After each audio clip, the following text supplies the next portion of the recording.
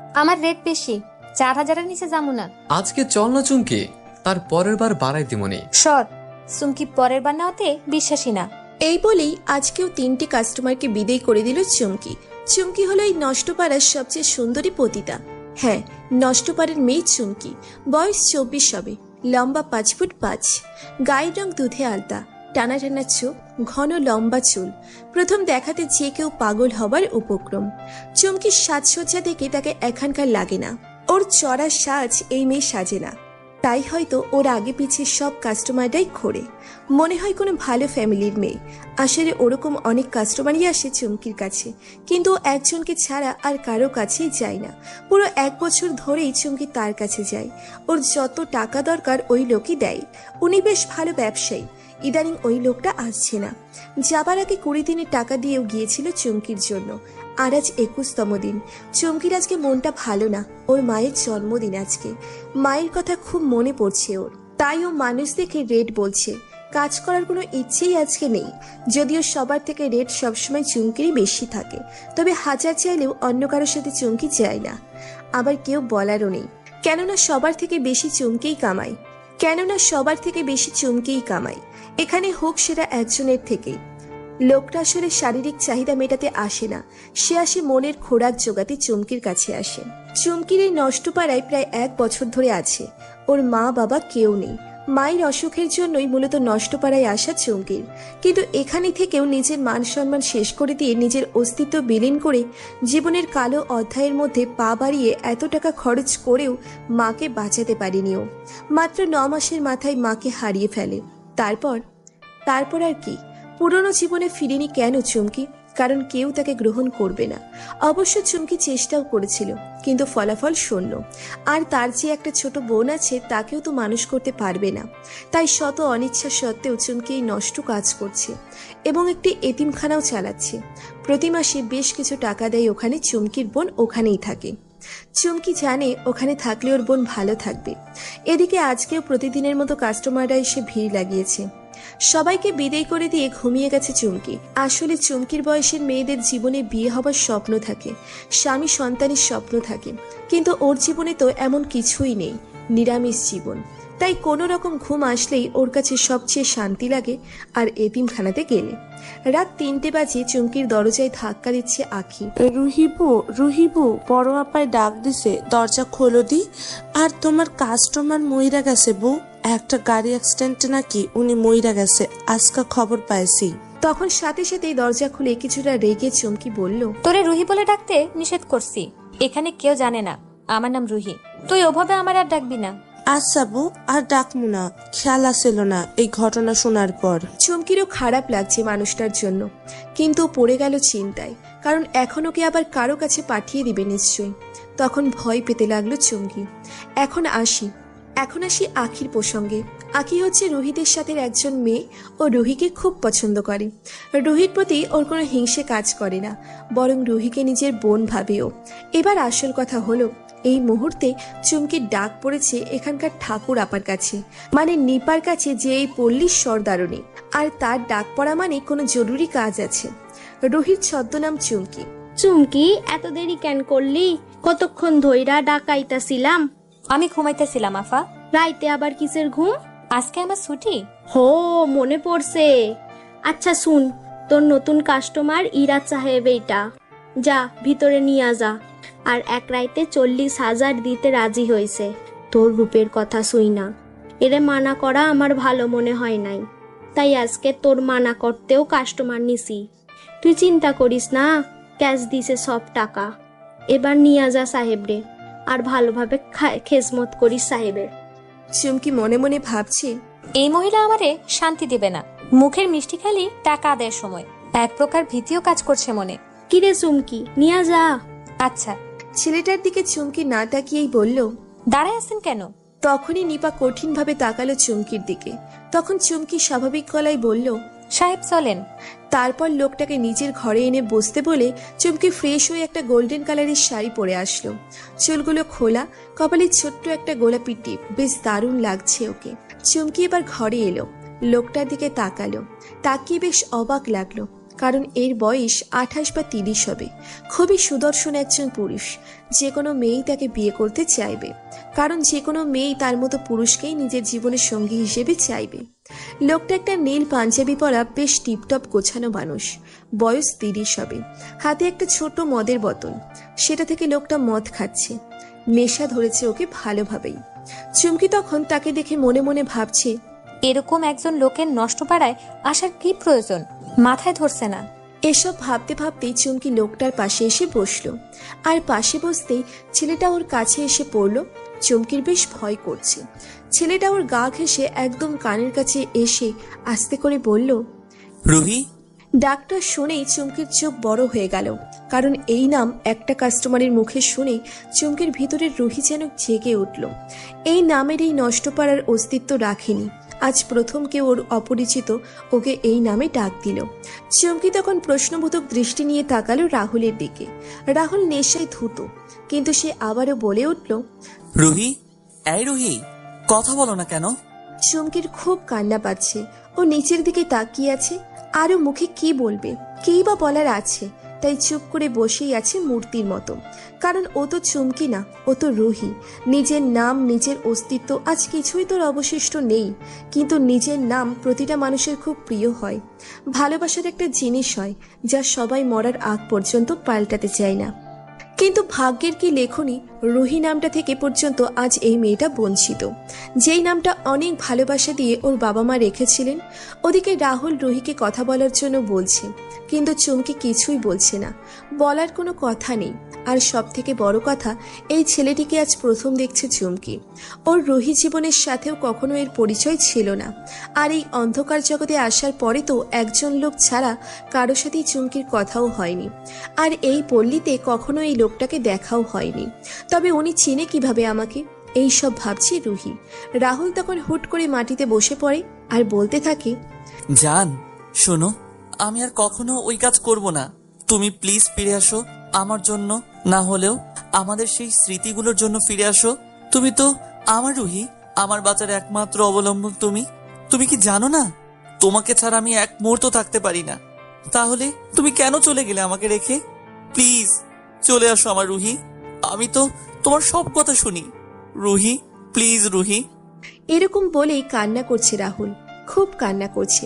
চুমকি তখন বুঝতে পারলো তার জীবনে নিশ্চয়ই কোনো প্রেমিকা ছিল, যার নাম রুহি ছিল, এবং লোকটা তাকে অসম্ভব রকমের ভালোবাসতেন। আর এই জন্যই লোকটা এভাবে কান্না করছে। চুমকি তখন রাহুলের কথাগুলো শুনে আঁচ করতে পারল ও কত কষ্টের মধ্যে আছে। রাহুলের অবস্থা দেখে ভালোই বোঝা যাচ্ছে ও যে পরিমাণে নেশা করেছে, ওর এখন ঘুম প্রয়োজন। তাই চুমকি রাহুলকে উঠিয়ে বিছানায় শুইয়ে দিয়ে পাশেই বসলো। কিন্তু রাহুল ঘুমাতে চাইছে না। ও চুমকির পায়ে মাথা রেখে কোমর জড়িয়ে ধরে চোখ বন্ধ অবস্থায় বলছে, আমাকে প্লিজ এভাবে ফেলে যেও না, আমি মরে যাব। Please Ruhi, please. এখন রাহুল হিতাহিত জ্ঞান কাজ করছে না। মনের কষ্টগুলো বের হয়ে আসছে। চুমকির মন বলছে এই কষ্টগুলো চাপা কষ্ট, কাউকে বলতে না পারা কষ্ট। আজকের চুমকি যদি আগে রুহি হতো, তবে এই মুহূর্তে স্বাভাবিক থাকতে পারতো না, কান্নায় ভেঙে পড়তো। কিন্তু এখন কান্না আসে না আগের মতো, কারণ এই দুনিয়ায় পা দেওয়ার পরের থেকেই জীবন্ত লাশ হয়ে গেছে রুহি। নতুন নামের সাথে নতুন মনও যেমন জন্মেছে ওর। কঠোর একটা মন, যা সম্পূর্ণ রূপেই খুব কঠিন, যেখানে কারোর জন্য মায়া, মমতা, ভালোবাসা কিছুই নেই। আর থাকবেই বা কিভাবে? এটা এমন একটা জগৎ যেখানে এসবের বিন্দুমাত্র জায়গা নেই। এদিকে রাহুল ঘুমিয়ে পড়েছে। চারিদিকে আলো ফুটে উঠেছে। চুমকির এই সময় ঘুমানোর কথা, কিন্তু কেন যেন আজ ঘুম পাচ্ছে না। চুমকি খেয়াল করলো রাহুলের ঘুমন্ত মুখটার দিকে, দেখতে বেশ মায়াবী। চুমকির খুব জানতে ইচ্ছে করছে আসল ঘটনা কি ঘটেছে এই ছেলেটির জীবনে। তার কান্না, দুঃখ এসব কেন যেন মিথ্যে মনে হচ্ছে না। মনে হচ্ছে এর কষ্টগুলো খুব প্যারা দেয়, শান্তি দেয় না একটুও। কিছুক্ষণ পর চুমকি উঠে পায়চারি করছে, আবার বসে থাকছে। এভাবে করতে করতে সকাল 9টা বেজে গেল। রাহুলের ঘুম ভাঙল। সেই সময় চুমকি দাঁড়িয়ে আছে খাটের কোণে।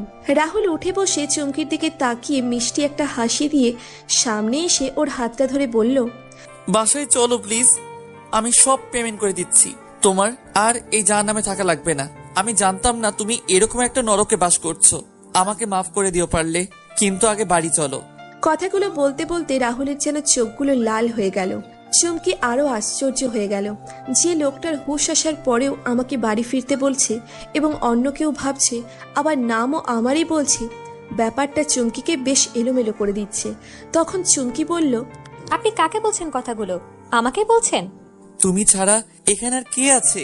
আমি আপনাকে চিনি না, কখনো দেখিওনি। আর আমাকে একটু ক্লিয়ার করে বলবেন প্লিজ, আপনি আসলে কি বোঝাতে চাচ্ছেন? আর আমি আপনার রুহি না, আমি চুমকি। তুমি আমার ওয়াইফ এন্ড দ্যাটস এনাফ। অনেক বেশি বলছো তুমি। আমার উপর তোমার অভিমান থাকতে পারে, কিন্তু তার মানে তো এটা না যে তুমি আমাদের সম্পর্ক অস্বীকার করে ফেলবে। আমি ম্যানেজারকে কল দিচ্ছি, কিছুক্ষণের ভিতরে সব ফর্মালিটি কমপ্লিট হয়ে যাবে আর আমরা বাসায় ব্যাক করতে পারবো। তুমি চেঞ্জ করে আসো, আমিও ফ্রেশ হয়ে নিচ্ছি জান। এই বলেই রাহুল তার ম্যানেজারকে কল দিয়ে বলল, ম্যানেজার, সব ব্যবস্থা করো। একবারের জন্য জাস্ট ইন 10 মিনিট আমার ওয়াইফকে আমি এই নরকে সহ্য করতে পারছি না। চুমকি তখনও ঠাই দাঁড়িয়ে আছে এসব কথা শুনে, আর রাহুলের দিকে দেখছে। তখন রাহুল জিজ্ঞেস করলো, বাথরুম কোথায়? চুমকি হাত দিয়ে ইশারা করে ডান দিকে দেখালো। তারপর রাহুল ফ্রেশ হতে চলে গেল। এরই মাঝে কে যেন চুমকির দরজায় কড়া নাড়ল। চুমকি দরজা খুলে দেখে নিপা দাঁড়িয়ে আছে। কোনো কাম আছে আফা? আমারে ডাক দিতেন। যা তৈরি হইয়া আয়, তোর তো আজকা এখানে শেষ দিন। মানে? মানে তুই এই সাহেবের লগে যাবি এখনই। কেন আফা? এখন থেইকা তুই তোর সাথেই থাকবি রে, তোর কপাল খুইলা গেছে গা, জলদি যা। ঠিক তখনই রাহুল ফ্রেশ হয়ে বের হয়। নিপা রাহুলকে দেখে একটা হাসি দিয়ে বলল, সাহেব, কালকে রাতে কোনো কষ্ট হয় নাই তো? না, অনেকদিন পর শান্তির ঘুম ঘুমিয়েছি। আমরা এখন বের হতে হবে। রুহি, তুমি ফ্রেশ হয়ে আসো তাড়াতাড়ি। তখন নিপার দিকে তাকালো চুমকি। নিপা ইশারায় বলল যেতে। চুমকি ফ্রেশ হতে গেল আর ভাবছে, নিপা এত সহজে আমাকে ছেড়ে দিল? নিশ্চয়ই এ সাহেব অনেক টাকা দিছে, না হলে নিপা এত ভালো না। কিন্তু উনি আমাকে নিতে কেন চাচ্ছে? আমার মতো এমন একটা মেয়ে প্রতি রাতে কিছু টাকা দিলেই উনি পেয়ে যাবে, তবে একেবারে কেন নিতে চাচ্ছে? কারণটা কি কিছুই বুঝতে পারছি না। প্রায় 10 মিনিট পর চুমকি ফ্রেশ হয়ে এলো। হলুদ একটা শাড়ি পরা, ভেজা চুলগুলো কোমরের নিচ পর্যন্ত আছে। কোনো সাজ নেই চেহারায়, কিন্তু এতই সুন্দর লাগছে যেন একটা পরী দাঁড়িয়ে আছে। রাহুল তখন ফোনে কথা বলছিল। তখনই চুমকি বের হয়েছে, আর রাহুল ফোন রেখে এক দৃষ্টিতে চুমকিকে দেখছে। আর আশেপাশে কি হচ্ছে না হচ্ছে এসব কিছুই যেন মাথায় খেলছে না। চুমকি এর মাঝে একবারও তাকালো না রাহুলের দিকে। বাথরুম থেকে বের হবার পরে একবার শুধু আর চোখে রাহুলের দিকে তাকিয়েছিল, তারপর আর তাকায়নি। এরপর চুমকি আলমারির কাছে গেল সব কাপড় গোছানোর জন্য। রাহুল তখন ওর কাছে গিয়ে হাতটা ধরল। চুমকি তখন তাকিয়ে দেখলো রাহুলের দিকে। প্রশ্নবোধক নজর নিয়ে তখন রাহুল বলল, কি করছো? কাপড় গুছাই, যাওয়া লাগবে না? হ্যাঁ জান, যাওয়া লাগবে, তবে এগুলো কিছুই নেওয়া লাগবে না। ওই যে দেখো, তোমার নতুন একটা শাড়ি আমি আনিয়ে রেখেছি, সাথে ব্লাউজ, এক সেট গহনা আর কিছু মেকআপের জিনিসও আছে। তুমি তৈরি হয়ে নাও কেমন? এই বলে রাহুল আবার কাকে যেন ফোন দিল। চুমকি ব্যাগটা খুলে দেখলো কি সুন্দর শাড়ি, গহনা, বেশ দামিও জিনিসপত্রগুলোর। সব জিনিস বের করে দেখার পর রাহুলের দিকে ও আবার তাকিয়ে দেখলো আর মনে মনে বলল, আসলে কি এগুলো আমি নিজে পারবো? রাহুল তখন কান থেকে ফোনটা সরিয়ে বলল, তুমিই পরবে এগুলো, পরে আসো তাড়াতাড়ি প্লিজ জান। চুমকির খুব অবাক লাগলো। ও মনে মনে বলল, সাহেব শুনলো কিভাবে? থাক, আপাতত মনে মনে কথা বলা বন্ধ করে তাড়াতাড়ি তৈরি হয়ে আসি, না হলে এবার বকা দিতে পারে। ঠিক 10 মিনিটে চুমকি তৈরি হয়ে গেল। এবার ওদের বের হওয়ার সময় হয়ে গেল। চুমকি রুম থেকে বের হয়েই দেখলো আখি দাঁড়িয়ে আছে। চোখে পানি এসে গেছে ওর। বউ, তোমারে অনেক মনে পড়বো, আমারে ভুইলা যাইবা? না রে আখি, আমি তোরে কিভাবে ভুলবো? তুই তো আমার সুখে দুঃখে ছিলি, সারা জীবন তুই আমার আপন বোনের মতন। সাহেব, রুহি বউয়ের খেয়াল রাখেন। আখি, তুমি চিন্তা করো না। ভালোভাবে থাকিস, সাহেবের খেদমত করিস ঠিক মতো। চুমকি শুধু মাথা ঝাঁকিয়ে বলল। রাহুলের গাড়ি এসেছে। ওরা দুজন এবং রাহুলের ম্যানেজার সহ বের হয়ে গেল নষ্টপাড়া থেকে চুমকির জীবনের নতুন অধ্যায়ের সূচনা করতে। এখন তো আর এই চুমকি নামের প্রয়োজন নেই, কেননা ওকে যিনি নিয়ে গিয়েছেন তার কাছেও রুহি। তবে রাহুলের ম্যানেজারকে চুমকি আগে থেকেই চেনে। এই লোক প্রায় আখির কাছে আসতো। এই মুহূর্তে রুহির খুব ভালো লাগছে, আবার একই চিন্তাও লাগছে যে আসলে ওকে নিয়ে কই যাচ্ছে উনি। আবার উনি ওকে নিজের প্রেমিকার মতো করে বোধন কেন করছে? কিছু কি জিজ্ঞাসা করব তাকে, নাকি করব না? একদম দ্বিধায় পড়ে গেল রুহি। পরেও ভাবলো যাই হবে, যেই নরকে ছিলাম এর চেয়ে তো খারাপ আর কিছু হতে পারে না। ম্যানেজার তখন রাহুলকে বলল, স্যার, আমি আসার সময় খাবার নিয়ে আসছি। আপনি আর ম্যাডাম তো কিছু খাননি এখনো? না, খাইনি, খাবার দাও। এরপর রাহুল খুব যত্ন করে খাবারের প্যাকেটটা খুলে রুহির মুখের সামনে নিয়ে বলল। আমি তোমাকে খাইয়ে দেই। রুহি কি বলবে ঠিক বুঝে উঠতে পারছে না। রাহুলের চাহনিতে এত মায়া যে রুহি না বলতে পারল না। মাথা ঝাঁকিয়ে বলল। রাহুল রুহিকে খাইয়ে দিচ্ছে। রুহির ভালো লাগছে, কেউ তার মতো একটা মেয়েকেও এভাবে যত্ন করছে। আর এমনিতেও সকাল থেকে যেন শখটি পাচ্ছে ও। ওকে খাইয়ে রাহুল নিজেও খেয়ে নিল। তারপর ম্যানেজারকেও জিজ্ঞেস করলো ও খেয়েছে কিনা। ম্যানেজার বলল ও খেয়েই এসেছে সকালে। প্রায় 12টার দিকে বিশাল এক বাড়ির সামনে এসে গাড়ি থামলো। রাহুল তখন রুহিকে বলল, বের হও রুহি, আমাদের বাসায় এসে গেছে। রুহি দেখলো কি বিশাল বাড়ি, বাইরে থেকেই লাগছে যেন এক মহল। তখন ম্যানেজার বলল, ছোট সাহেব, আপনি খুশি তো? I am really happy. আজকে তুমি না থাকলে আমি আমার রুহিকে কখনো খুঁজে পেতাম না। থ্যাঙ্কস আ লট। রুহি তাকিয়ে আছে তাদের দিকে, ও কিছুই বুঝতে পারছে না। এরপর রাহুল, রুহি আর ম্যানেজার সবাই বাসার ভিতরে প্রবেশ করলো। বাড়ির ভিতরটা বেশ সুন্দর করে গোছানো। রুহি বুঝতে পারলো রাহুল খুব ধনী একজন মানুষ, কিন্তু বাসায় শুধুমাত্র 2টো কাজের মানুষ আছে, আর কেউ নেই। তারা আগেই ফুল দিয়ে গেট সাজিয়ে রেখেছে। রুহি ঢুকতেই ফুল দিয়ে ওকে বরণ করা হলো। কাজের লোকগুলো বেশ পরিষ্কার পরিচ্ছন্ন। দুইজনই রুহিকে ভালোভাবে দেখছে। এর মধ্যে বুড়ো একটা কাজের মহিলা আছে। উনি বলে উঠল, আগে শুনেছিলাম সুন্দরী, এখন দেখি সত্যি অনেক সুন্দরী। ম্যানেজার তখন তার দিকে ইশারা করে চুপ করতে বলল। বুড়ি চুপ করল, কিন্তু খুশিতে ওর চোখগুলো যেন চিকচিক করছে। তারপর বুড়ি এসে রুহির হাত ধরে নিজের গালে লাগিয়ে বলল, মালকিনের সুস্বাগতম। আপনি সাহেবকে আর কান্না করতে দিয়েন না, আর কোনো কষ্ট পেতে দিয়েন না। কখনো সাহেবকে ছেড়ে যাবেন না। রুহি তাকিয়ে দেখছে, কিছু বলার মতো খুঁজে পাচ্ছে না। তখনই অন্য কাজের মেয়েটা একটা থালা নিয়ে আসলো আলতা ভর্তি, এবং রুহির পায়ের কাছে রেখে বলল, এখন প্রবেশ করুন ভাবি। রুহি চমকে ওঠে ভাবি ডাক শুনে। ঠিক তখনই রাহুল ওর হাত ধরে এবং ওরা একত্রে ভিতরে প্রবেশ করে। রুহি ভিতরে ঢুকছে আর ওর পায়ের চিহ্ন পড়ছে সাদা কাপড়ের মধ্যে। রাহুল খুব যত্ন করে রুহির হাত ধরে রেখেছে। মনে হচ্ছে এই হাত খুব আপন কারো হাত, যার উপরে বিশ্বাস রাখা যায় চোখ বন্ধ করে। রুহির যে এসব ভালো লাগছে এটা ও নিজেও বুঝতে পারছে না। ভেতরে আসার পরে রাহুল বলল, ফ্রেশ হয়ে নাও রুহি। আচ্ছা। ঘরে চলো তাহলে। টুনি, তোর আবির ভাইয়ার জন্য কিছু স্ন্যাক্স নিয়ে আয়। আবির, তুমি বসো, আজকে লাঞ্চ করে যাবা। আর ঝুনু খালা রান্না হয়েছে? সাহেব, রান্না শেষ। রুহি শুধু চুপচাপ দাঁড়িয়ে আছে, কিছুই বলছে না। রাহুল তখন রুহির দিকে তাকিয়ে একটা হাসি দিয়ে বলল, যান চলো। আচ্ছা। তারপর রুহি আর রাহুল দুজনেই উপরে চলে গেল। নিচে ঝুনু, টুনি আর আবির বসা, তাদের কথোপকথন। বাবা, তুমি যদি আজকে না থাকতে তাহলে আমাদের সাহেবের মুখে এই হাসি আর দেখতে পেতাম না। খালা, স্যার আমাদের জন্য অনেক অনেক করছে। ওনার জন্য এইটুকু কোনো ব্যাপারই না। আমাদের এই পদক্ষেপটা দুজন মানুষের জীবনও সুন্দর হয়ে যাবে। জানেন খালা, এই রুহি মেয়েটা অনেক ভালো। জীবনে অনেক ঘাত প্রতিঘাত সহ করতে হয়েছে ওর। ছোট ভাবি কি জানে পুরো ঘটনা?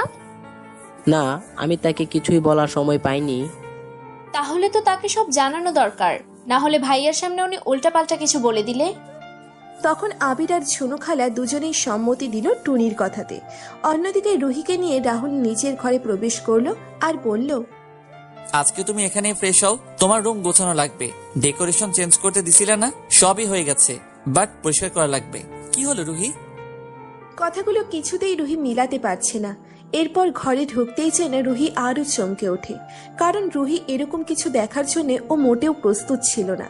রুহি দেখল বেডের ওপরের ওয়ালে রুহির আর রাহুলের ছবি লাগানো, বেশ বড় একটা ছবি, যেখানে রুহির সামনে আর রাহুল ওকে কোমর জড়িয়ে ধরে রেখেছে। ওরা দুজনে বেশ হাসি খুশি। রুহির যেন মাথা ঘুরে গেল, কারণ এই মেয়েটা তো ও না, আর জীবনে কখনো রাহুলকেও দেখেনি। ও যেন এক গোলক ধাঁধায় পড়ে গেল। এসব কি হচ্ছে কিছুই বুঝতে পারছে না। তখন রাহুল বলল, আগে তুমি যাও ফ্রেশ হতে, তারপর আমি যাচ্ছি। তোমার সব কাপড় আমি নতুন আনিয়েছি, সবগুলো টুনি মেবি লন্ড্রি করে চোপার লেফট সাইডে রেখেছে। গুছিয়ে তুমি ফ্রেশ হয়ে নাও। আচ্ছা।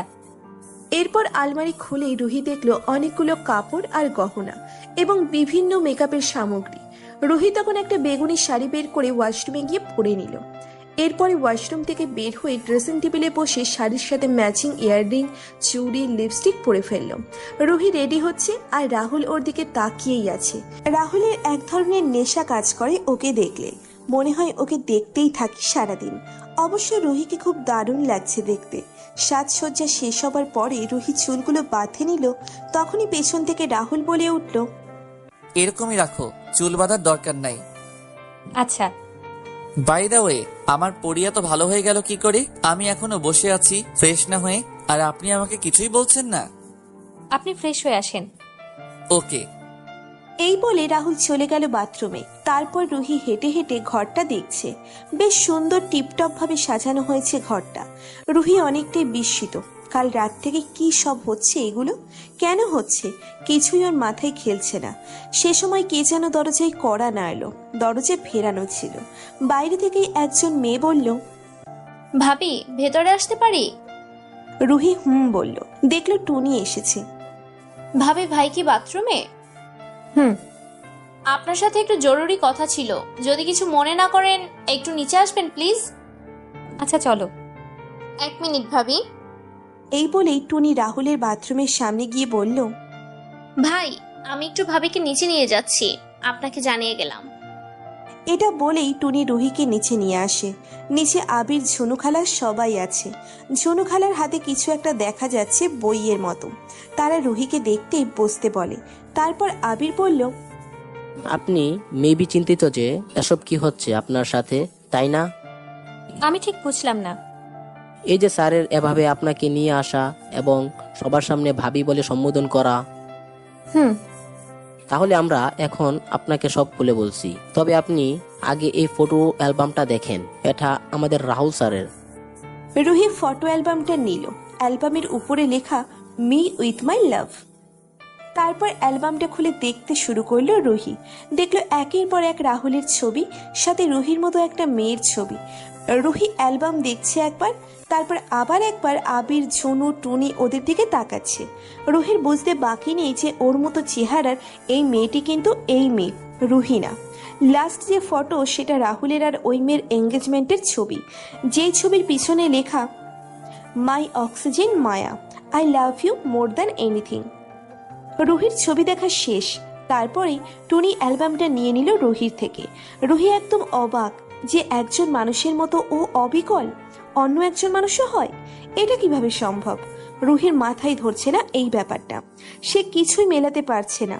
ঠিক ওই মুহূর্তেই রাহুল নিচে আসলো। রাহুলকে দেখে আবির বলল, স্যার, অফিসে কিছু জরুরি ডকুমেন্ট আছে যেগুলা আপনার একবার দেখা লাগবে। আমি কালকেই আপনাকে মেইল করে দেখছিলাম, একবার যদি দেখে নিতেন তাহলে আমি। আচ্ছা তাহলে চলো স্টাডি রুমে।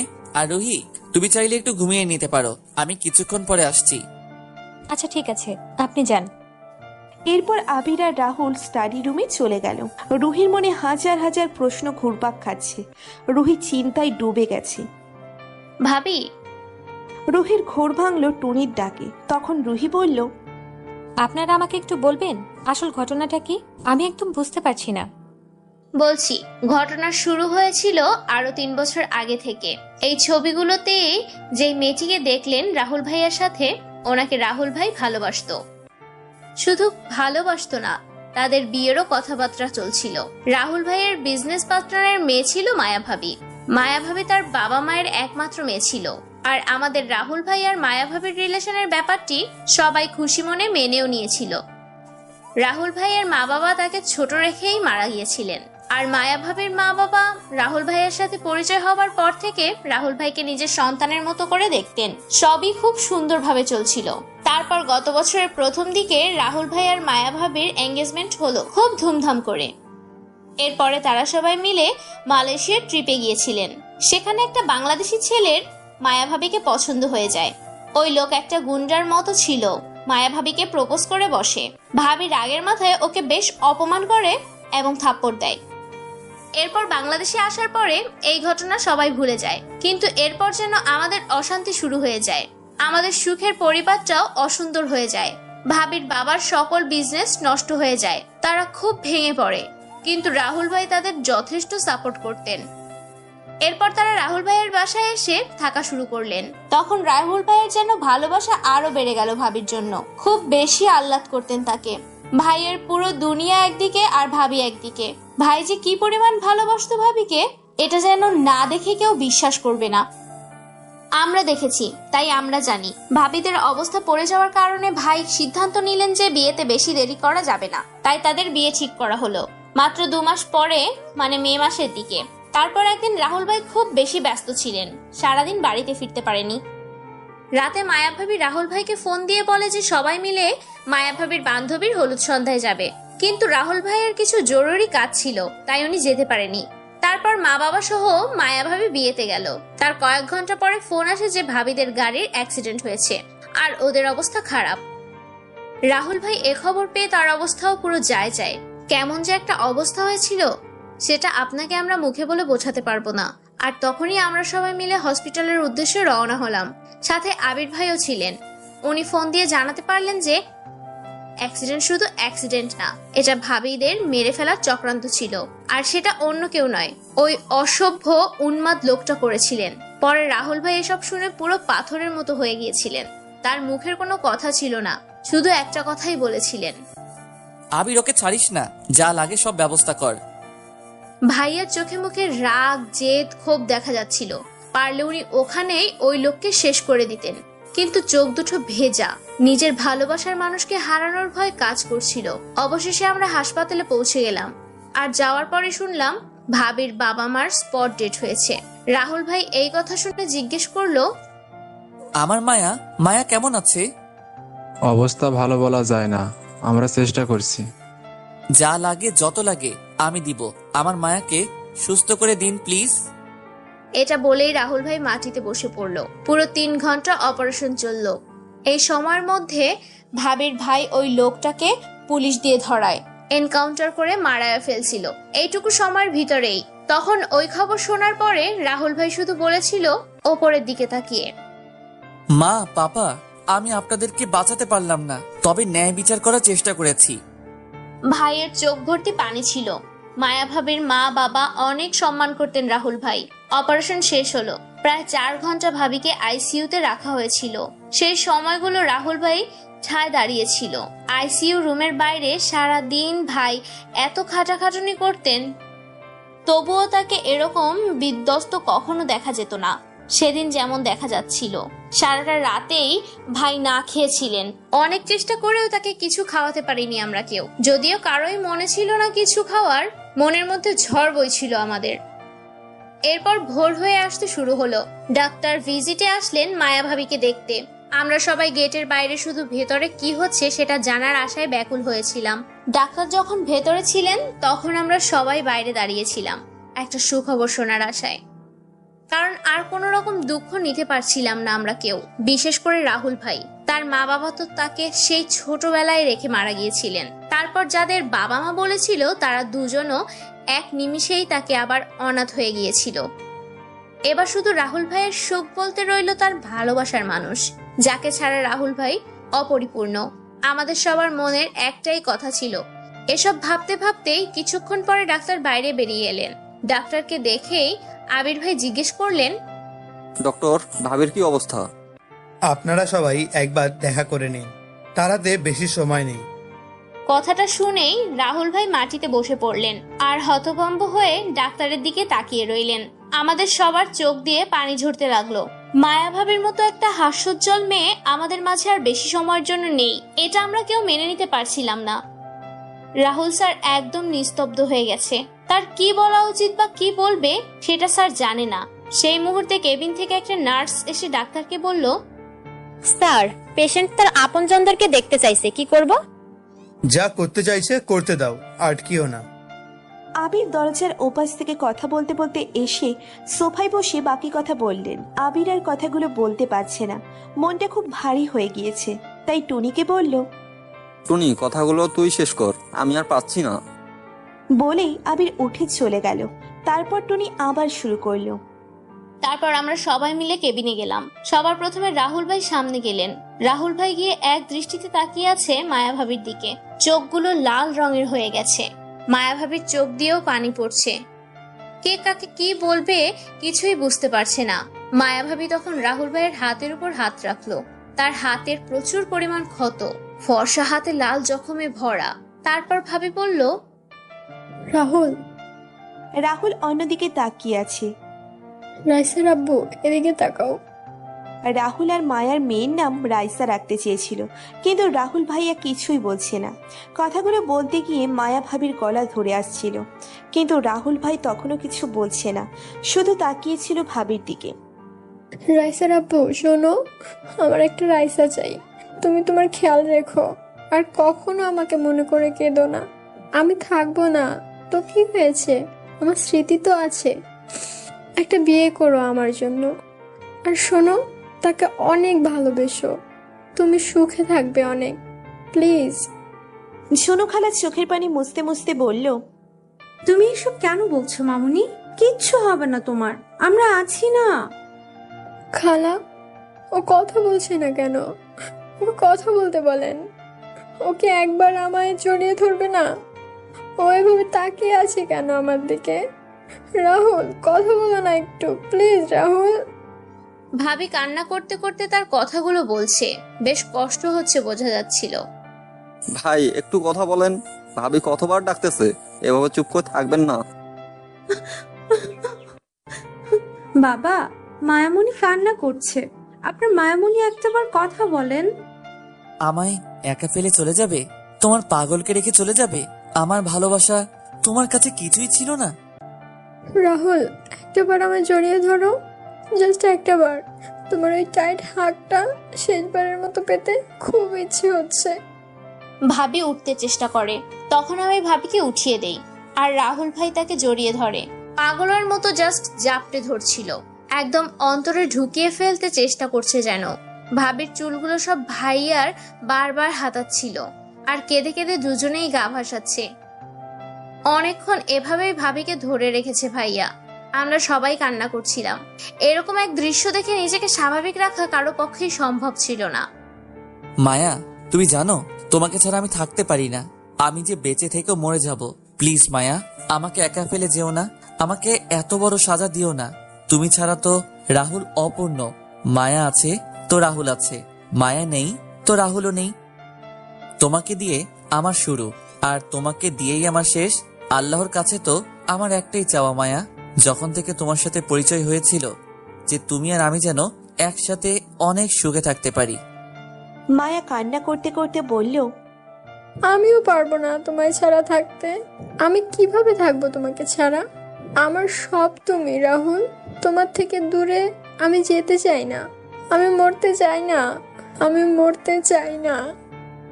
আমি তোমায় কোথাও যেতে দিব না, কোথাও না। তুমি আমার আর আমার কাছেই থাকবে। মায়া, আমাকে একা করে দিও না। আমি পাগল হয়ে যাব, পাগল হয়ে যাব মায়া। আমি এত বড় কষ্ট সহ্য করতে পারবো না। আবির, সোনু খালা আর টুনির দিকে তাকিয়ে মায়া বলল, আপনারা সবাই আমাকে মাফ করে দিবেন প্লিজ। জানা অজানায় অনেক ভুল ভ্রান্তি করেছি। না ভাবি, আপনি অনেক লক্ষ্মী একটা মেয়ে। আমরা আপনাকে অনেক সম্মান করি। ঝুনু খালা, রাহুলের জন্য একটা পরীর মতো মেয়ে এনে দেবেন। আমার রাহুলকে যেন অনেক ভালোবাসা দিয়ে আগলে রাখে। ওকে বিয়ে করানোর দায়িত্ব কিন্তু আপনাদের সবার। আমার সবচেয়ে প্রিয় জিনিস রেখে যাচ্ছি আপনাদের কাছে, ওকে দেখে রাখবেন। আমি চলে যাওয়ার পরেও ওর অনেক কষ্ট হবে, অনেক পাগলামিও করবে, কিন্তু প্লিজ আপনারা ওকে সামলিয়ে নেবেন। মায়া, উইল ইউ স্টপ দিস মায়া? ভেবেছিলাম বিয়ের পর খুব করে ভালোবাসা দিব আমার রাহুলকে, কিন্তু দেখো আমাদের ভাগ্য কেমন একটা খেলা খেললো আমাদের সাথে। আমি তোমার স্ত্রী হওয়ার আগেই চলে যেতে হচ্ছে। আমার বউ কেউ হলে মায়াই হবে, আর কেউ হবে না, কখনোই না। I love you a lot, please don't leave me. আমিও তোমার সাথে চলে যাব মায়া। এই দুনিয়াতে আমার আর কোনো কাজ নেই। রাহুল, ভুলেও না এ কথা মাথায় এনো না। আমি মারা যাওয়ার পরে তোমার নিজ হাতে আমার খাটোলা নিয়ে কবরস্থানে যাওয়া লাগবে। এটাই আমার লাস্ট উইশ। পূর্ণ করবে না তুমি? রাহুল কান্না করতে করতে বলল। এই আশাটা পূরণ করতে গিয়েছে রাহুলের বুকে রক্তক্ষরণ হচ্ছে খুব।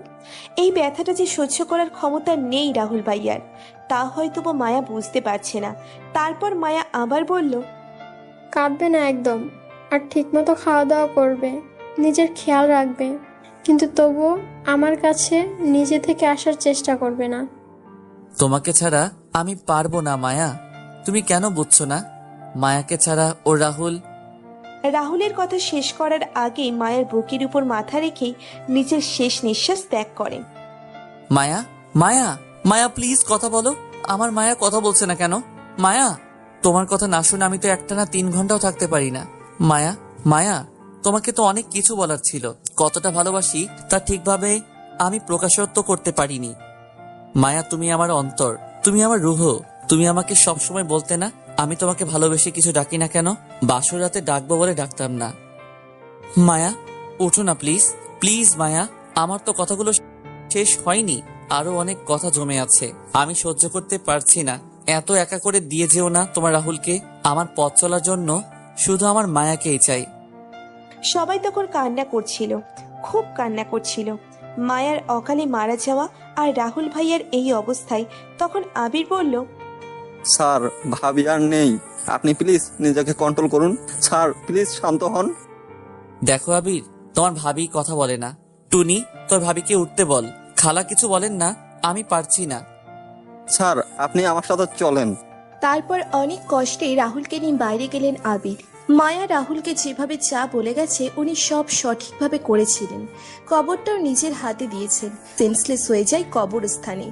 আবির তখন তাকে বাসায় না নিয়ে হসপিটালে নিয়ে যায়, আর ডাক্তার বললেন, Rahul need rest, don't worry. Okay doctor. এভাবে পরদিন সকাল হয়ে আসলো। রাহুল কোথায় গেছে কেউ জানে না। সবাই মিলে খোঁজা শুরু করলো। এরপর রাহুলের পিএ শম্পা ফোন করে বলল, স্যার অ্যাক্সিডেন্ট হয়েছে। ও রাস্তায় দেখে তাকে স্কায়ারে অ্যাডমিট করেছে। রাহুলের অপারেশন চলল 5 ঘন্টা। অপারেশন শেষে ডাক্তার বলল, পেশেন্ট কোনো কারণে হয়তো আর ফিরে আসতে চায় না। অনেক ক্রিটিক্যাল ছিল অপারেশনটা, উনি বেঁচে গেছেন। এখন জ্ঞান ফিরে আসলে নিশ্চিত হওয়া যাবে, না হলে উনি কোমায় চলে যাবেন। এরপর প্রায় 1 মাস পরে রাহুলের জ্ঞান আসলো।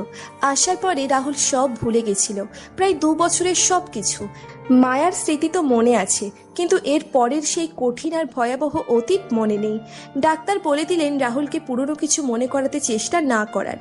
এখন এগুলো করতে চাইলে তার ব্রেইনে চাপ পড়বে, আর সেটা উনি নিতে পারবে না। আর তার জন্য অন্ততপক্ষে 1 বছর সময় নিতে হবে। এরপর আমরা প্রায় 2 মাস পর্যন্ত এটা সেটা বলে রাহুলকে বাসার সবাই বুঝিয়েছে, কিন্তু এটা আর সম্ভব হচ্ছিল না। পরে শম্পা আপু একটা প্রস্তাব দিল যে উনি নিজের সার্জারি করে ফেলবে মায়ার মতো রাহুলের জন্য, কারণ উনি রাহুলকে ভালোবাসতো। প্রথমে আমরা সবাই না করি, কিন্তু পরে আর উপায় না পেয়ে আবির আর ঝনু খালা মিলে ঠিক করলো শম্পার কথাই হবে। কারণ রাহুলের হয়তো বুঝে যাচ্ছে এমনিতেও রাহুল মায়ার পায়ের হাঁটাতেও বুঝতে পারতেন, এবং চোখ বন্ধ থাকা অবস্থাতেও বলতে পারতেন মায়া সামনে আসলে। আর শম্পা তার থেকে পুরো আলাদা ধরনের ছিল। উপায় না পেয়ে তার কথাতেও সবাই রাজি ছিলাম। এর ঠিক 5 দিন পরে অপারেশন। এমন সময় আবির চুমকিকে দেখেছে। দেখে আবির চুমকির পুরো খোঁজ খবর নিয়েছে এবং চুমকিকে বাসায় নিয়ে আসে। রাহুল মায়াকে রুহু বলতেন আগে, কারণ তার পরিচয় যখন 1 বছর, তখন রাহুল মায়াকে অন্তর বা রুহু নামেই ডাকতেন, আর চুমকিরও নামও রুহি। সব মিলিয়ে পরিস্থিতি কিছুটা শান্ত। রুহির চোখ ভরা পানি। খুবই কষ্ট লেগেছে এরকম ভালোবাসার এরকম একটা মর্মান্তিক পরিণতি শুনে। রুহি তো নিজ জীবনে ভালোবাসা পায়নি, পতিতাদের জীবনে ভালোবাসা আসেও না। কিন্তু যেই মানুষটা নিজের ভালোবাসার মানুষকে এত বেশি ভালোবাসতেন, তাকে স্বাভাবিক করার জন্য রুহি মনস্থির করলো সে নিজে থেকে যা পারবে, যা করার দরকার সবই করবে। আমাকে আপনারা যেভাবে বলবেন সেভাবেই সব হবে। থ্যাঙ্কস। ঝনু আর টনিও খুব খুশি হলেন রুহির এমন প্রতিক্রিয়ার জন্য। প্রায় 2টো বাজে। এখন দুপুরের খাবারের সময় হয়ে গেল। রাহুলেরও কাজ শেষ। সবাই খেতে বসলো। রুহু, আমি খাইয়ে দিব তোমাকে। আচ্ছা। এরপর রাহুল রুহিকে আগে খাইয়ে দিয়ে নিজে খেয়ে নিল। রুহির রুম পরিষ্কার করা হয়ে গিয়েছে। রুহু, তুমি এখন একটু ঘুমাও, তোমাকে রুমে দিয়ে আসি, চলো। আপনিও ঘুমাবেন একটু। আচ্ছা ঠিক আছে। তারপর রাহুল রুহিকে ওর রুমে নিয়ে গেল। রুহি রুমে দেখলো কি সুন্দর করে ডেকোরেশন করা, কি চমৎকার রুচি ছিল মায়ার। অসম্ভব রকমের ভালোবাসা দিয়ে প্রতিটা জিনিসপত্র যেন কিনেছিল মেয়েটা। রুহি রাহুল আর মায়ার কথাগুলো মনে করে খুব কষ্ট পাচ্ছে। ওর মনে কেন এত মায়া হচ্ছে রাহুল ছেলেটার জন্য সেটাও নিজেও বুঝতে পারছে না।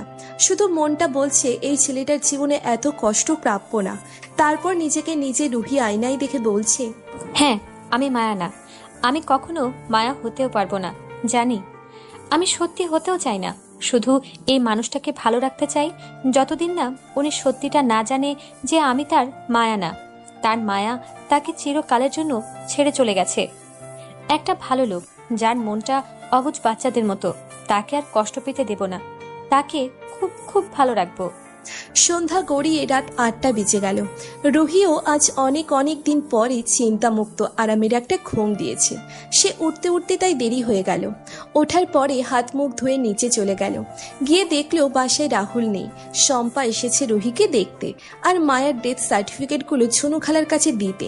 কিসের যেন একটা দরকারের জন্য এগুলো অফিসের কাছে লেগেছিল। তখন রুহিকে দেখে শম্পা বলল, আপনি দেখতে একদম মায়া ম্যাডামের মতো, তাই তো কপাল খুলে গেছে। না হলে আপনার মতো নিম্নমানের মেয়ের এরকম বাসায় থাকার ভাগ্য কি আর হয়? রাহুল স্যারের মতো লোকের কাজের মানুষ হবার যোগ্যতা আপনার মতো মেয়ের নেই। তবে আমি একটা জিনিস চিন্তা করছি, একটা নষ্টামিকে কি সত্যিটা জানার পর রাহুল স্যার তার বাসায় আশ্রিতা হবার পর্যন্ত জায়গা দিবে? শম্পা আপা, আপনি এভাবে কথা বলতেছেন কেন? উনি আসার পর থেকে আমাদের রাহুল ভাই হাসি খুশি থাকা শুরু করেছে। রাহুল ভাইয়ের খুশি থাকাটাই আমাদের জন্য সবচেয়ে জরুরি। হ্যাঁ, আমিও চাই স্যার ভালো থাকুক, বাট এমন নিম্নমানের মেয়ের সাথে অ্যাটলিস্ট স্যারকে মানায় না। একটা কথা বলি আপনাকে, আমি এখানে রাহুল সাহেবের বউ হতে আসিনি। উনি আমাকে আমার জায়গাটা থেকে তুলে এনেছেন তার মায়া ভেবে। আমি জানি আমি মায়া না, আর মায়া ম্যাডামের জায়গাটা আমি নিতেও চাই না। রাহুল সাহেব যখন সুস্থ হয়ে যাবেন তখন তাকে আমি নিজেই সত্যিটা জানিয়ে দেব। আমার মধ্যে তাকে নিয়ে কোনো স্বার্থ নেই, শুধু একটা ভালো মানুষ ভালো থাকবে আমি এটাই আশা করি। তাই আমাকে এসব উল্টাপাল্টা কিছু শোনালেও আমার মধ্যে কোনো কষ্ট বা কিছু হারানোর দুঃখ কাজ করবে না। শুধু শুধু আপনার মতো উচ্চ শ্রেণীর মানুষের প্রতি একটা অসম্মানের সৃষ্টি হবে, যেটা হয়তো না হলেই ভালো। রুহির কথা শুনে শম্পা রাগে ফুসতে ফুসতে টেবিলের উপরের কাগজপত্র রেখে চলে গেল। আর বের হবার সময় রাহুলকে দেখলো, দেখে সালাম দিয়ে চলে গেল। রাহুল আসার পরে ঝুনু খালাকে জিজ্ঞেস করলো, শম্পা এভাবে কান্না করতে করতে চলে গেল কেন? কিছু সত্য কথা সহ্য হয়নি ওনার, তাই চলে গেছে। বাবা সাহেব, আপনি ফ্রেশ হয়ে রাতের খাবার খেয়ে নেন, বৌমনিও মাত্র উঠলো। আচ্ছা খালা। রুহি, তুমি ঠিক আছো? আপনি ফ্রেশ হয়ে আসেন, আমরা খাওয়া শেষ করি। ওকে। তারপর রাতে খাওয়া দাওয়া শেষে রাহুল বলল, আমার মাথাটা একটু ব্যথা করতেছে। রুহি, আমি রুমে গেলাম, তুমিও রেস্ট করো। রুহি সম্মতি দিয়ে নিজ ঘরে ঘুমোতে গেল। রাতে রুহি ভাবছিল কিভাবে রাহুলের মন মতো হয়ে চলবে। এসব ভাবতে ভাবতেই ও ঘুমিয়ে গেল। সকাল হলো। রুহি ভোরবেলা ঘুম থেকে উঠে সুন্দর করে সাজগোজ করলো, যেমনটা রাহুল পছন্দ করে। এরপর নিচে গিয়ে ঝুনু খালা ও টুনির কাছে রাহুল খাবারের বিভিন্ন রকম জিনিসপত্রের প্রতি পছন্দ অপছন্দ সম্পর্কে জেনে নিল, যেন কিছুতেই ওর কারণে রাহুলের কোনো প্রকারের কষ্ট না হয়। রাহুল প্রায় 9টার দিকে ঘুম থেকে উঠে ফ্রেশ হয়ে নিচে আসলো। রুহিকে দেখে গুড মর্নিং জানালো। বেশ ফুরফুরা লাগছে আজ রাহুলকে। রাতের ঘুমটা ভালো হয়েছে হয়তো। এতদিন পরে নিজের ভালোবাসার মানুষকে দেখছে নিজের সামনে। মন ভালো না থেকে উপায় কোথায়? নাস্তা বানানো শেষ। রাহুল আর রুহি খেতে বসছে। রুহি রাহুলকে খাবার বেড়ে দিচ্ছে, আর রাহুল রুহির দিকে দেখছে অপলক দৃষ্টিতে। তখন হঠাৎ রাহুলের চোখে পানি। কি যে একটা সুন্দর দৃশ্য টুনি আর ঝুনু খালা দেখে খুবই খুশি হচ্ছে। টুনু ঝুনু রুহির এরকম আচরণ দেখে নার্ভাস হয়ে টুনি বলল, ভাই দেখছেন, ভাবির আচরণ বেশ পরিবর্তন হয়েছে। ভাই এতদিন ওনার কাছে ছিল না, এজন্যই এমন হয়েছে। টুনি কথাটা কিন্তু এই জন্যই বলেছে যাতে মায়া আর রুহি দুজনের আচরণ যে বেশ আলাদা রাহুল যেন বোঝে না যায়। যেহেতু রুহি আর রাহুল এতদিন পরে একসাথে হয়েছে, তাই রাহুল আজ অফিসে না গিয়ে রুহিকে নিয়ে ঘুরতে যাবে। আগে সব সময় ওরা যখন অনেকদিন পর দেখা করত তখন সারা দিন একসাথে সময় কাটাতো। নাস্তা খাওয়া শেষে রাহুল বলল, রুহি, রেডি হও। কোথাও যাবেন? হ্যাঁ। কোথায় যাব? আগে তৈরি হও, পরে বলছি। আর পিঙ্ক কালারের একটা শাড়িতে দেখতে চাই আমার সুন্দর পরীকে। আচ্ছা। ঝুনু খালা আর টনি খুবই খুশি হয়েছে রাহুলকে সুখে দেখে। রাহুল আবারও নতুন জীবন শুরু করবে, এটা তো এদের দুজনেরই স্বপ্ন ছিল। তারপর রুহি খুব সুন্দর করেই তৈরি হয়ে আসলো, আর রাহুল ব্লু কালারের একটা শার্ট পরেছে, চুলগুলো স্পাইক করেছে, বেশ দেখাচ্ছে। রুহি যেন রাহুলকে দেখে খুব তৃপ্তি পাচ্ছে। ওকে দেখলে রুহির মধ্যে কি যেন একটা জাদুর মতো কাজ করছে। তখন রাহুল সামনে এসে রুহিকে বলল, কি দেখছো? কিচ্ছু না। তারপর রাহুল আর রুহি দুজনেই মিলে এয়ারপোর্টের পাশে একটা লেক আছে, যেটা রাহুলদের বাসা থেকে খুব বেশি দূরে না। ওরা রওনা দিল। গাড়িতে ওঠার পর ঝিরিঝিরি বৃষ্টি হচ্ছিল। রুহি আর রাহুল দুজনেই চুপ হয়ে আছে। রুহি গ্লাস খুলে বাইরের দিকে তাকিয়ে আছে, আর রাহুল কিছুক্ষণ পরে রেডিও অন করলো। রেডিওতে পুরনো গান বেজে ওঠে। রুহি, তুমি ঠিক আছো? হুম। জায়গাটা সুন্দর না? খুব সুন্দর, একটা শান্তি লাগছে এখানে আসার পরে। রুহি, তোমাকে একটা কথা বলি। বলেন। না থাক, আজ না, অন্যদিন বলবো। এভাবে প্রায় 1 ঘন্টা পরে ওরা বাড়ি ফিরে এলো। এরপরে এভাবে দিন যেতে লাগলো। রুহির কোনো কিছুর কমতি হতে দেয় না রাহুল। রাহুলও খুব বেশি যত্ন করে রুহিকে। প্রায় 1 মাস পার হলো এরকম করেই। 1 মাস পরে রুহিকে আবারও সেম জায়গায় নিয়ে আসলো রাহুল। আজকেও আকাশটা মেঘলা, ঠিক সেই দিনের মতোই। তারপর রাহুল বলল, তোমাকে কিছু বলার ছিল, যেটা সেদিন বলা আমার কাছে ঠিক মনে হয়নি। জি বলেন। জানো রুহি, আমাকে কোনো কিছু জিজ্ঞেস করতে হলে বা প্রমিস নিতে হলে এখানে নিয়ে আসতো আমার মায়া। আমার মায়া এই জায়গাটা খুব ভালোবাসতো, তাই এই জায়গাটার সাথে আমার এত বেশি অ্যাটাচমেন্ট কাজ করে। এটা বলেই রাহুলের চোখ বন্ধ করে নিল। তখন রাহুল চোখ থেকে কয়েক ফোঁটা পানি পড়ল। রুহি প্রচুর ভয় পেয়ে গেল রাহুলের এমন কথা শুনে। ওর মুখে কোনো কথা আসছে না। এরকম একটা সিচুয়েশনে রুহির কি বা বলা উচিত, আর রাহুলই বা কিভাবে সব জানলো? রুহির মাথায় কিচ্ছু আসছে না। রুহির হাত পা ঠান্ডা হয়ে আসছে। তখন রাহুল আবার বলল, জানো রুহি, আমার মায়া খুব অভিমানী একটা মেয়ে ছিল। ওর মতো আহ্লাদি মেয়ে খুব কম হয়। ওর মনটা একদমই বাচ্চাদের মতো নিষ্পাপ ছিল, কখনো কারো খারাপ চিন্তা করতো না। আমি মায়াকে খুব বেশি ভালোবাসতাম, তাই এইভাবে আমাকে ছেড়ে চলে গিয়েছে। রুহি ভয়ে ভয়ে প্রশ্ন করলো, আপনি মানে কিভাবে জানলেন? রুহি, যেদিন আমি তোমাকে প্রথম দেখেছিলাম সেদিন আমি নেশায় ঘুরেছিলাম। তখন আমি তোমাকে আমার মায়া ভেবেছিলাম, মনে হয়েছিল তুমি আমার মায়া। কিন্তু যখন তোমাকে বাসায় আনলাম, এরপরে তোমার আচরণ, কথা বলা, এসব কিছুই আমার মনে হতো তুমি আমার মায়া না। কারণ মায়ার স্পর্শ আমি বুঝতাম, ও পাশে থাকলে আমি না দেখলেও বুঝতাম। কিন্তু কেন যেন তোমার কাছে থাকা আমার মনে ধরছিল না। যেদিনই আমি এসব ভাবছিলাম, কিন্তু কাউকে কিছুই বলিনি বা জিজ্ঞেসও করিনি, কারণ আমি শিওর ছিলাম না কোনো ব্যাপারেই। এরপর সেদিন যখন শম্পা আসলো বাসায়, আমি সব শুনে ফেলেছিলাম। এরপর দেখলাম আমার মায়ের ডেথ সার্টিফিকেট সোফার উপরে রাখা ছিল। সেদিন সারা রাত আমি ঘুমাইনি। এরপর আমি ডাক্তারের কাছে কাউন্সিলিং শুরু করলাম। আস্তে আস্তে আমার সব মনে হলো। তারপর ধীরে সুস্থে আমি সবকিছু মেনে নিলাম যে হ্যাঁ, আমার মায়া আর নেই, ও চলে গেছে। তাই এখন আর কান্না করি না, কষ্ট পাই না। তাহলে আপনি এতদিন আমাকে কেন বাসায় রেখেছিলেন? আমার মায়া অসহায়দের পাশে দাঁড়িয়েছে সারা জীবন। মায়া অনেক ভালো একটা মানুষ ছিল, ও আমার হৌ বউ ছিল। এই জন্য বলছি না, তোমার মতো মেয়েদের জন্য ও একটা কিছু করতে চেয়েছিল, কিন্তু সময় পাইনি। আমি যদি সেদিন তোমাকে না রাখতাম, তাহলে হয়তো তোমার আবারও ওই অন্ধকার দুনিয়ায় ফিরে যাওয়া লাগতো। আর আমি তা চাই না, আমার জন্য কারো জীবনটা আবারও নষ্ট হয়ে যাক। আমি এই কয়দিন তোমাকে কিছুই বলিনি, জিজ্ঞেসও করিনি। এর পেছনে শম্পা একটা বিশেষ ভূমিকা রেখেছে। আর শম্পা আমার খুবই কাবিল একটা এমপ্লয় ছিল বরাবর, যার কারণে আমি বুঝতাম ও আমাকে পছন্দ করে। এটা জানা সত্ত্বেও ওকে চাকরিতে রেখেছিলাম। কাল শম্পার বিয়ে হয়ে গিয়েছে। এখন আর কোনো ঝামেলা নেই আমার জীবনে। আমি শান্তিমতো আমার মায়াকে ভেবে বেঁচে থাকতে পারবো বাকি জীবন। আপনি আমাকে ভুল বুঝেননি তো? আমি আসলে না, তোমাকে ভুল বুঝিনি। আর এখানে তোমার কোনো দোষও নেই। আবির, ঝুনু খালা আর টুনি আমার সুখের জন্যই এইসব করেছে, সেটা আমি বুঝি। তুমি নিজেকে দোষারোপ করো না। রুহি মনে মনে ভাবছে উনি মায়াকে বড্ড বেশি ভালোবাসেন। রাহুলের কষ্ট মায়াকে ছাড়া রাহুল বাকি জীবন অতিক্রম করা লাগবে, এটা ভেবেই রুহির চোখ দিয়ে পানি পড়ছে। রুহি, তোমার আর মায়া সাজা লাগবে না। এরপর কিছুক্ষণ দুজনে নীরবতা পালন করলো। তখন হঠাৎ বৃষ্টি শুরু হয়ে গেল। রুহি আর রাহুল দুজনের অশ্রুসিক্ত নয়ন, কেউ কাউকে দেখছে না। তারা দুজনই তাকিয়ে আছে আকাশের পানে। দুজনের মনে দু ধরনের কষ্ট কাজ করছে, কিন্তু তারা একে অপরের জন্যও ব্যথিত। ভাগ্য যেন এক নিষ্ঠুর খেলা খেলছে তাদের সাথে। রুহির ইচ্ছে করছে রাহুলকে জড়িয়ে ধরতে আর রাহুলের সব কষ্ট নিজের মধ্যে নিয়ে নিতে, কিন্তু রুহি পারছে না।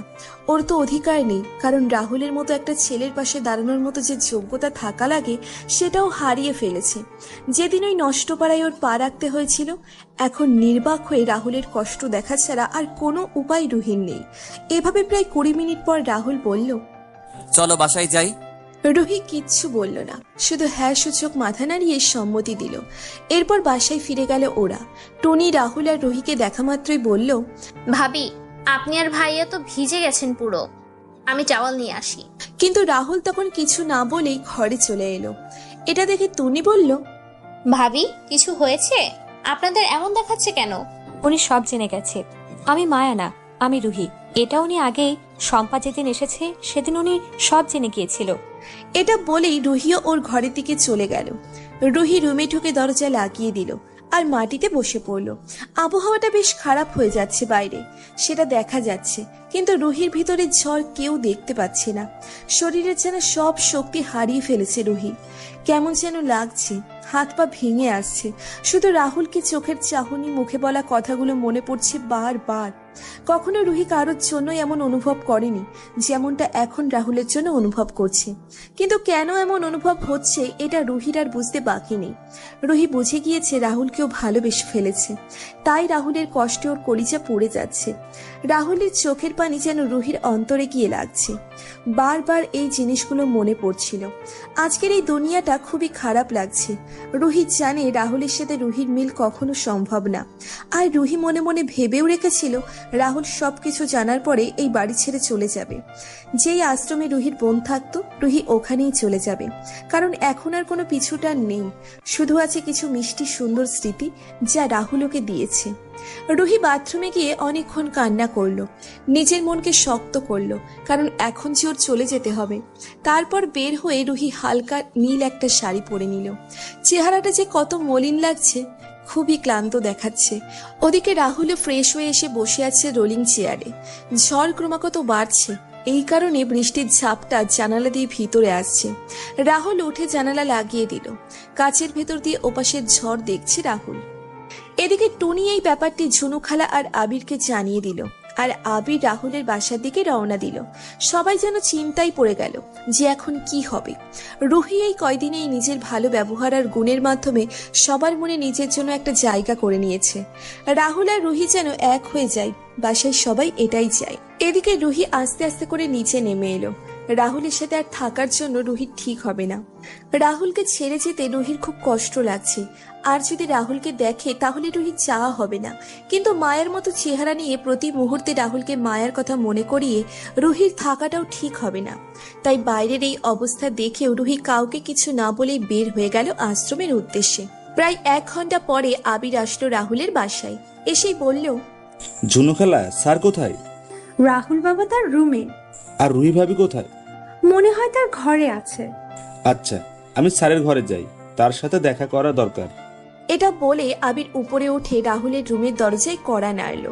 রাহুল পেছনের দিকে না ঘুরেই বলল, ভেতরে আসতে পারো? স্যার আমি। আবির বসো। স্যার প্লিজ, আপনি আমাদের ভুল বুঝবেন না।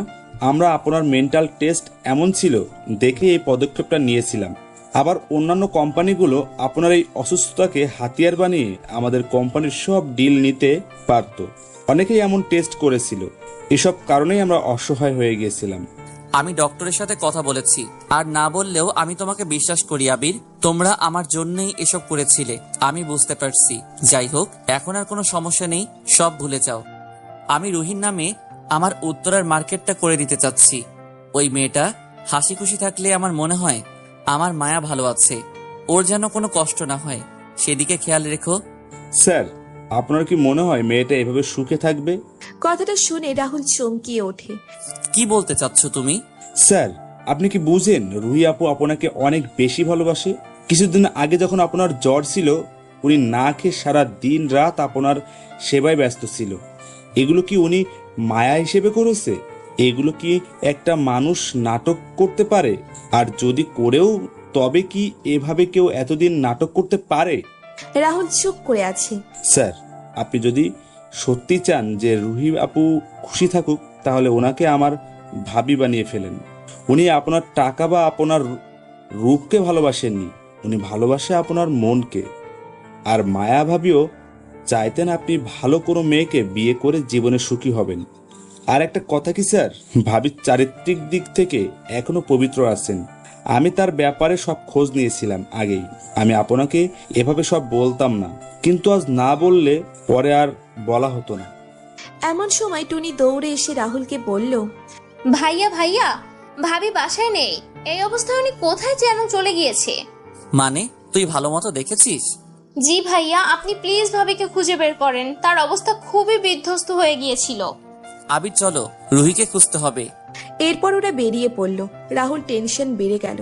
অনেক সময় খোঁজার পরেও যখন রুহিকে পেল না, তখন ও রুহির আশ্রমে চলে গেল। এই আশ্রমের প্রতি রুহির একটা টান আছে, এটা রাহুল জানে। আশ্রমে গিয়েই রাহুল দেখলো রুহি ওখানেই আছে। রুহি একটা ছোট্ট বাচ্চার কান্না থামাচ্ছিল। কি অপরূপ লাগছে ওকে দেখতে। দেখে যেন রাহুলের স্বস্তি ফিরে এলো। তখন রাহুল ডাক দিল, রুহি। রাহুলের ডাক শুনেই রুহির চোখ বড় হয়ে গেল এবং অবাক হলো রাহুলকে দেখে। রাহুল একেবারে ভিজে গেছে পুরোপুরি, কেমন ক্লান্ত দেখাচ্ছে ওকে। রুহি বাচ্চাকে অন্য একজনের কোলে দিয়ে এসে রাহুলকে বলল, আপনি এখানে কি করছেন? এখানে কেন এসেছেন? তুমি এখানে কেন এসেছো? আমি আর আপনাকে কষ্ট দিতে চাই না, আপনি প্লিজ চলে যান।